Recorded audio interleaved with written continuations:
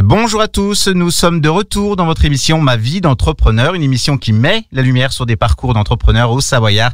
Pour cette 7e émission, nous accueillons Frédéric Moine, président du groupe Altaïs. Bonjour Monsieur Moine. Bonjour à tous. Soyez le bienvenu dans cette émission qui donne la parole aux dirigeants d'entreprise en partenariat avec SEB France, le spécialiste des formalités import-export à Thonon. Comme d'habitude dans ce début d'émission, je vous laisse raconter aux auditeurs votre parcours professionnel. Oui, alors Frédéric Moine, je suis dirigeant aujourd'hui d'une entreprise de 85 personnes. Le siège est à Annecy, on a une agence à Lyon et à Clermont, enfin à Cournon d'Auvergne très exactement. C'est une société que j'ai créée il y a 21 ans maintenant. Donc notre métier, c'est l'intégration de logiciels, tout ce qui est logiciel de gestion, la gestion commerciale, la finance, la paye, le matériel, l'hébergement.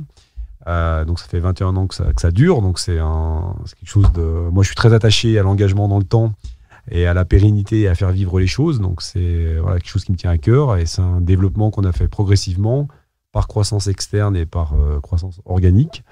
Et puis en parallèle, je m'occupe aussi d'un club assez célèbre, un club de rugby qui est le club de rugby de Rumilly. Et je suis très fier de la dynamique qui est actuellement instaurée. On en parlera à la fin de cette interview. On va revenir sur votre parcours et notamment sur cette entreprise.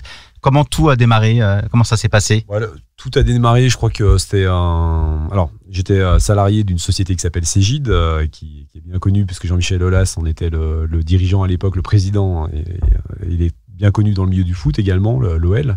Et puis, il y avait des logiciels. Moi, j'étais chef de projet. Puis, j'avais envie d'apporter un autre service, une proximité avec les clients, peut-être un peu plus forte. Donc ça a démarré comme ça, presque dans un garage, on va dire, dans une pièce de mon appartement. Et puis après, progressivement, il y a eu une première embauche, une deuxième embauche. Et puis en 2010, il y a eu un rachat, le premier rachat. C'était une grande aventure d'une croissance externe. Donc j'ai racheté une société à Lyon qui s'appelait Attica. Puis en 2011, une deuxième société qui s'appelait Lagoon, qui faisait du matériel. Et puis, de fil en aiguille, en 2014, encore un rachat sur une société à Clermont-Ferrand. Et puis après, j'ai essayé de mixer les croissances externes qui apportaient des compétences supplémentaires, donc un petit peu un savoir-faire qu'on n'avait pas forcément, plus de clients, et on a essayé de structurer, de se développer de cette façon. Et voilà, c'est une belle aventure, exigeante, engageante, parfois un peu épuisante, mais très enthousiasmante. Donc 3 agences sur la région. 3 agences, exactement. Peut-être d'autres projets pour ouvrir une 4e agence? Oui, je crois que les projets, il faut toujours en avoir quand on a une entreprise, parce que les métiers évoluent, la relation au travail évolue aussi, et on le voit en ce moment, c'est très challengeant pour le monde de l'entreprise, parce que les collaborateurs attendent de nouvelles choses, les offres de services évoluent, nos clients attendent d'autres choses aussi. Donc il y a beaucoup de choses à appréhender. On sort d'une période un petit peu particulière et donc on a beaucoup de choses à appréhender, beaucoup de choses à innover, imaginer un peu le futur, aussi bien en interne que vis-à-vis de nos clients. Donc oui, il faut des projets de croissance externe. Je suis toujours un petit peu en veille. Mais surtout, mon gros challenge aujourd'hui, c'est de bien comprendre la relation au travail. Qu'est-ce qu'attendent les collaborateurs au sein d'une entreprise? Comment on voit le monde de l'entreprise aujourd'hui? Et là, je crois que là-dessus, il y a une vraie mutation. Il y a d'autres attentes, de nouvelles attentes. Et si je crois que le modèle de l'entreprise n'est pas en danger, en tout cas, il évolue. Et ça, c'est un vrai sujet pour les mois à venir. On va revenir sur les services que vous proposez. Quelles sont les prestations que vous pouvez proposer les prestations, on installe des logiciels. Donc, c'est vraiment toute la partie digitale et numérique des entreprises. Donc, comment accompagner nos clients, les former sur l'utilisation des logiciels. Notre métier est un peu en mutation aujourd'hui parce qu'on va au-delà de la simple installation d'un logiciel de paye, de gestion commerciale ou de comptabilité, mais on va plutôt essayer de se projeter avec notre client sur sa stratégie et derrière ça, comment on met en place des solutions techniques, mais comment on accompagne aussi son organisation, les compétences au sein de son entreprise, parce qu'il ne suffit pas de simplement mettre un logiciel, encore faut-il réfléchir à son organisation. Donc notre métier, il est vraiment sur l'implémentation des solutions digitales, logiciels, formation, et puis la hotline, bien sûr, pour qu'ils puissent l'utiliser au quotidien. Quels sont vos clients? Alors, nous, nos clients, c'est des PME, on va dire PME, ETI, tout type d'activité. On a des sociétés dans le négoce, des sociétés dans l'industrie, dans le service, Des logiciels de paye, c'est vrai qu'on peut équiper globalement tout type d'entreprise. La gestion de production, c'est plus industriel, donc généralement des entreprises qui sont dans la mécanique, l'électronique. Voilà, ça dépend un petit peu les services qu'on propose à notre client. Le matériel, on trouve tout type d'entreprise. Mais nos clients, en grande majorité, sont des PME, des ETI. 80% de nos clients sont en Auvergne-Rhône-Alpes et on a 10% sur le bassin parisien et 10% qui sont un petit peu dispersés dans la France. Vous avez des clients qui vous suivent depuis le début ? Depuis le début, oui, tout à fait. Le premier client, le tout premier client qu'on a signé en 2001, il est toujours chez nous. Donc voilà, ça c'est aussi une fierté, une fierté et une volonté d'accompagner nos clients. Et c'est pas toujours le plus simple parce que quand on grossit un petit peu, quand on se développe, il faut toujours avoir en soi cette volonté de service, donc ça se structure différemment. Mais en tout cas, le premier client Altaïs, il est toujours client chez nous. Quels sont les principaux challenges auxquels vous avez dû faire face ? C'est une fois on dit toujours que l'entreprise grossit, c'est là qu'il y a les plus grosses difficultés, je suppose. Hein. Oui, alors sur 20 ans, vous imaginez que les challenges sont assez nombreux, et j'irais presque dire au quotidien. Les plus grosses difficultés, déjà, je pense qu'il faut savoir se remettre en question en permanence. Et c'est d'autant plus vrai aujourd'hui où on peut se dire 20 ans, quelque part, on est bien implanté, les choses sont acquises. Mais non, on voit que même des très belles structures, des très grosses structures peuvent être mises en danger parce que les marchés évoluent très vite. Donc, je pense qu'en permanence, il faut se remettre en question. En permanence, il faut se dire qu'on n'est pas en danger, mais en tout cas, on peut être chahuté. Et puis après, les difficultés, on apprend progressivement à les appréhender, à prendre plus de recul, que ce soit une petite difficulté avec un client, avec un collaborateur. Ce qu'il ne faut jamais perdre de vue, c'est l'enthousiasme et la volonté d'avancer, la volonté de proposer des nouvelles choses, de gagner des parts de marché. Voilà, ça, je pense que ça, c'est important. Une entreprise, elle ne peut pas rester immobile. Il faut qu'elle ait une volonté de se développer, une volonté d'avancer. Et voilà, je reste quand même très enthousiaste sur tout ça, même si tout n'est pas toujours simple et tout n'a pas toujours été simple. Concernant le recrutement, cherchez-vous encore des employés ? Oui, en permanence. Là, on a à peu près une dizaine de postes qui sont ouverts, que ce soit dans le commerce, dans le développement, dans les chefs de projet, les consultants, la partie technique sur le matériel. Oui, on cherche encore aujourd'hui. Et voilà, ça, c'est aussi un des sujets auxquels sont confrontées les entreprises aujourd'hui. Ouais. Quels que soient les secteurs d'activité. Alors, c'est particulièrement vrai dans le monde de l'informatique, du digital. Mais ça nous fait aussi nous bouger sur ce sujet-là. Encore une fois, je reviens sur la relation au travail. Qu'est-ce qu'un collaborateur attend aujourd'hui de son travail, de son quotidien, de son entreprise ? On parle beaucoup de sens, la rémunération aussi, qu'il ne faut quand même pas négliger, avec un coût de la vie qui augmente. C'est encore un challenge supplémentaire pour les entreprises. Comment je peux accompagner mes salariés, mes collaborateurs dans ce monde en mutation ? Donc les challenges sont assez nombreux. Donc je pense que sur ce point-là, il faut également beaucoup d'écoute, beaucoup d'humilité, parce que je pense qu'il n'y a plus vraiment de certitude sur tout ça.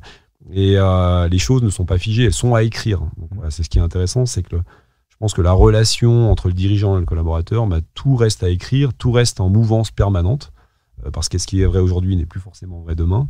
Donc il faut beaucoup d'écoute, beaucoup de co-construction. Et puis je pense qu'il faut donner envie aussi de travailler pour une entreprise, pour un métier, pour un marché, et puis pour quelqu'un, parce c'est une relation qui est basée sur la confiance. Le recrutement est difficile, on n'est pas loin aussi de la Suisse, hein, Rimini, c'est pas très, très loin. C'est ça aussi qui complique peut-être les choses ? C'est un paramètre. Après, nous aujourd'hui géographiquement, on est sur Cournon-Auvergne, on est sur Lyon, on est sur Annecy. Il faut pas le négliger, bien sûr. C'est sûr que ça simplifie pas forcément les choses, mais c'est pas notre plus grosse difficulté, je pense. Je pense qu'aujourd'hui, je reviens vraiment sur des sujets qui me semblent vraiment importants. Comment on s'engage, et pour s'engager, il faut quand même un sentiment d'appartenance. Il faut comprendre pour qui on travaille, pourquoi on travaille et comment on le fait. Et voilà, je pense que ça, c'est les sujets majeurs sur lesquels il faut travailler. Comment on implique les gens, comment on leur délègue, on leur laisse faire les choses. Ça, c'est pas facile quand on a la tête d'une entreprise. Voilà, je pense que quand la société se développe, c'est aussi la raison pour laquelle on veut développer une entreprise. Si vous voulez tout maîtriser, tout faire, déjà, vous ne pouvez pas. Et puis je pense que c'est ce qui est plutôt épanouissant dans le développement d'une entreprise, c'est de laisser faire les gens. Exactement. Alors ça, c'est un gros challenge pour le chef d'entreprise, mais en tout cas, moi je suis plutôt prêt à le faire aujourd'hui, à laisser à faire que les gens innovent, se développent, s'engagent. Voilà, ça c'est le gros challenge des entreprises. Aujourd'hui, quelles sont vos ambitions pour l'avenir ? Alors, mes ambitions, elles sont toujours de développer l'entreprise et d'avoir une croissance. Mais cette croissance, je pense qu'il faut y donner un sens. Si c'est se développer pour se développer, voilà, c'est pas forcément quelque chose qui est très pertinent. Il faut, pour se développer, il faut être sur des nouveaux marchés, des nouveaux services. Donc, c'est de continuer à développer l'entreprise dans cette logique-là.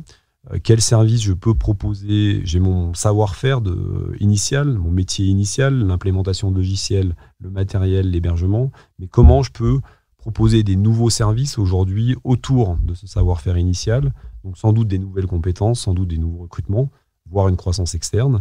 Et puis l'ambition, ce serait d'aller vers une belle PME, on va dire 110, 120 collaborateurs, dépasser les 10 millions d'euros de chiffre d'affaires. Voilà, je pense que ça, c'est des ambitions qui sont, à mon avis, atteignables, pas faciles, mais atteignables, et toujours avoir un développement avec du sens qui soit compris, et dans la volonté d'étoffer nos compétences pour proposer plus de services à nos clients. Je crois que c'est un peu la logique, sans perdre le fil avec les collaborateurs, ce qui fait pas mal de challenges. Effectivement, le groupe Altaïs est très impliqué aussi dans le monde associatif. Vous pouvez nous en dire quelques mots? Alors ça, c'est un peu personnel au départ. Moi, je trouve que le rôle de l'entreprise, ça n'est pas simplement un modèle économique, ça n'est pas simplement de faire de l'argent. Le rôle d'une entreprise, moi, je le considère comme très vertueux, et il y a beaucoup de choses qui passent par l'entreprise. Déjà, c'est de créer de l'emploi, c'est de sécuriser quelque part les collaborateurs, et puis c'est aussi de s'impliquer dans son environnement social. Et alors moi, j'ai cette sensibilité parce que je m'occupe d'une association, mais je trouve important que les entreprises soient impliquées dans le tissu local en soutenant le milieu associatif, qu'il soit sportif, qu'il soit culturel, peu importe. Je pense que c'est bien qu'il y ait des passerelles entre le monde de l'entreprise, les écoles, le milieu associatif, et que les collaborateurs au sein des entreprises soient aussi sensibilisés à tout ce tissu local. Je pense que c'est vraiment, vraiment important, surtout dans la société dans laquelle on vit. Voilà, je pense qu'aujourd'hui, il faut décloisonner les choses, et que ce soit le milieu associatif ou le monde de l'entreprise, c'est un rôle vraiment majeur, moi je pense, au quotidien. Et donc, il faut casser les barrières, il faut aller à la rencontre des écoles. On essaye aussi de prendre des jeunes en alternance. On intervient aussi dans les écoles pour présenter un peu nos métiers. Et puis le milieu associatif, en effet, on essaye de... Voilà, là, on a participé à Glisse en Cœur récemment, voilà, pour aussi un petit peu retrouver cette notion d'engagement, toujours, pas que dans le monde du travail, mais aussi dans ce qui nous anime. Et puis, forcément, on est partenaire du club de rugby de Rumilly, puisque c'est un club que je préside. Justement, on peut en parler, on peut présenter ce club, on en parle en début d'interview. Alors, présentez-nous ce club. Plaisir. Alors, le club de rugby de Rumilly. Alors, moi, pourquoi je me suis engagé dans le milieu associatif? Parce que déjà, j'ai été joueur dans ce club. Et puis j'ai des enfants, j'ai un garçon qui fait du rugby, un garçon qui fait du foot, le petit dernier encore pas choisi, mais je trouve que le monde, alors moi j'ai ma sensibilité dans le monde du sport, mais c'est vrai dans d'autres domaines, je trouve que le milieu associatif apporte beaucoup aux jeunes, et parfois dans une société qui est un petit peu... qui a perdu des repères, un petit peu en danger, je trouve que les clubs de sport redonnent, en tout cas un cadre directeur, une ligne directrice, à ces jeunes. Et moi, je suis assez sensible à ça, et ça me paraissait important de s'investir. Et puis, quand je suis revenu dans le club de Rumilly, parce que quelques années après avoir été joueur, j'ai retrouvé cette ferveur, cet enthousiasme au sein du club, les bénévoles, les supporters, les partenaires, les joueurs, avec qui on a... Quand vous les voyez dans le vestiaire le dimanche à 15h, c'est quelque chose d'assez unique quand on a été sportif. Et tout ça m'a donné envie de m'investir, de me réimpliquer. Puis après, c'est un petit peu comme l'entreprise, quand vous êtes dedans, vous êtes à fond. J'ai envie de le développer, quoi. J'ai pas envie de rester où je suis. Donc, on est passé de Fédéral 2 à Fédéral 1. Et puis là, le week-end dernier, on a validé notre montée en National 2. Donc là, ça y est, on est vraiment dans l'antichambre du sport pro. C'est chouette, quoi. C'est vraiment tout un bassin, le bassin de l'Albanais, et j'espère bien au-delà, qui rayonne un petit peu pour ce sport. Et puis c'est aussi un peu la force du département, c'est que J'ai eu l'occasion de rencontrer le hockey de Chamonix. Donc, je trouve que le département, il est animé par des belles histoires. Avec le hockey de Chamonix, les Black Panthers, à Thonon. Et oui, on salue Benoît qui nous écoute. Il y a le rugby à Rumilly, il y a le foot à Annecy qui est en train de performer aussi. Et ça fait la richesse du département. Et je pense qu'il faut se battre aussi pour ces belles histoires. Et puis, c'est pas parce qu'il y a des choses qui se sont passées il y a 20 ans que c'est fini. Voilà. Nous, aujourd'hui, on essaye de développer le club de rugby de Rumilly avec les contraintes du jour, qui ne sont pas celles d'il y a 20 ou 30 ans. C'est vrai que Rumilly a été quand même dans les 16 meilleures équipes de France. Aujourd'hui, économiquement, c'est différent. C'est les plus grandes agglos, les plus grandes villes qui sont dans le top 14. Mais néanmoins, on peut quand même faire des belles choses. Et on est en train de le démontrer. Voilà, alors, dans le sport, il faut aller vite, mais pas trop. Il ne faut pas aller trop lentement non plus, parce que les joueurs sont ambitieux. Il faut que le club avance. Donc on essaye de faire les choses par étapes, mais voilà, on vient de vivre 2 montées en très peu de temps, en 4 ans, avec 2 années Covid, voilà, donc c'est quand même plutôt sympa. Et puis derrière une montée, c'est aussi l'école de rugby qui se développe, qui avance. Effectivement. C'est la mise en place d'une académie. On a créé les futurs joueurs de demain. Voilà, exactement, les joueurs de demain, et ça c'est important. Et puis des emplois qui se créent aussi au sein du club. Donc là, il y a un vrai engagement de ce club sur sa ville. Parce qu'on crée des emplois, parce qu'on intervient dans les écoles pour les faire découvrir le rugby. Et voilà, donc ça, c'est quelque chose c'est une fierté de porter ce club-là. C'est très exigeant parce que c'est en plus de l'entreprise. Donc ça prend du temps, ça consomme de l'énergie. Mais quand on a des résultats, quand on voit l'engouement que ce club procure, je crois que c'est c'est le plus beau salaire. C'est le plus beau salaire. Alors, une montée qui est prévue, je pense, pour la saison prochaine, donc en National 2. Ouais, quelle équipe vous allez rencontrer? Alors, on ne connaît pas encore toutes les équipes parce que c'est un niveau qui se crée, mais on aura probablement des clubs comme qu'on avait déjà cette année, comme Mâcon, sans doute Vienne, des clubs peut-être comme la Seine qu'on avait aussi cette année, et puis peut-être Aubenas ou Dijon, voilà, des clubs de cette typologie-là. Mais avant la saison prochaine, on va faire les phases finales au mois d'avril. Parce que donc, en finissant dans les 4 premières places, on est assuré de monter. Donc ça, c'est chouette. Et après, au rugby, il y a les phases finales, 8e de finale, quart de finale. Et ça, c'est un moment à part. Parce que tout au bout, il y a le titre de champion de France. Donc, on n'a pas du tout la prétention d'aller le chercher. Mais quand on est joueur, on se dit, tiens, c'est l'occasion de vivre des choses sympas. Et derrière les phases finales, il y a une ambiance. Il y a des quarts de supporters qui se déplacent, qui vont soutenir leur équipe.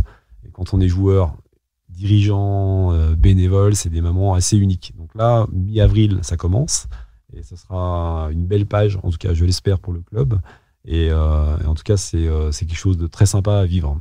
Quel est le prochain match pour votre club? Alors ce week-end, dimanche, on va à Bédaride, puisqu'on a encore 2 matchs dans les phases régulières avant de commencer les phases finales. Donc ce week-end, on va à Bédaride, et puis la semaine prochaine, on recevra le club de Beaune, et ça clôturera les phases de poule, les phases régulières. Et puis après, on pourra se projeter sur les phases finales. C'est vrai qu'on arrive en fin de saison, on est déjà presque en avril. Enfin, on est en avril quand. On est en avril, et voilà, donc le rugby, donc on joue beaucoup l'hiver, et donc fin mars, début avril, généralement on clôture les phases régulières, et puis pour les clubs qui sont dans les meilleures places, se place aux phases finales. C'est la même chose pour le top 14, et c'est des choses plutôt sympas. Pour les auditeurs, on peut retrouver les infos du club sur un site internet. Il y a le site internet, c'est le RCSR, donc c'est le Rugby Club Savoie Rumilly, Rugby Club Savoie Rumilly, et donc il y a un site internet, vous retrouvez tous les éléments. Il y a une page Facebook aussi qui est très active, très alimentée, sur lequel il y a beaucoup de choses. Instagram, LinkedIn, voilà, on est présent partout, sur tous les réseaux, vous pouvez pas nous louper. Merci monsieur Frédéric Moine d'avoir été avec nous sur Thonon Alpes Radio. Je vous rappelle, vous êtes le président du groupe Altaïs, un podcast à retrouver sur tononalperadio.com. Merci à vous. Merci beaucoup, merci à tous vos auditeurs. C'était Ma vie d'entrepreneur sur Thonon Alpes Radio avec SEV France, le spécialiste des formalités import-export à Thonon-les-Bains.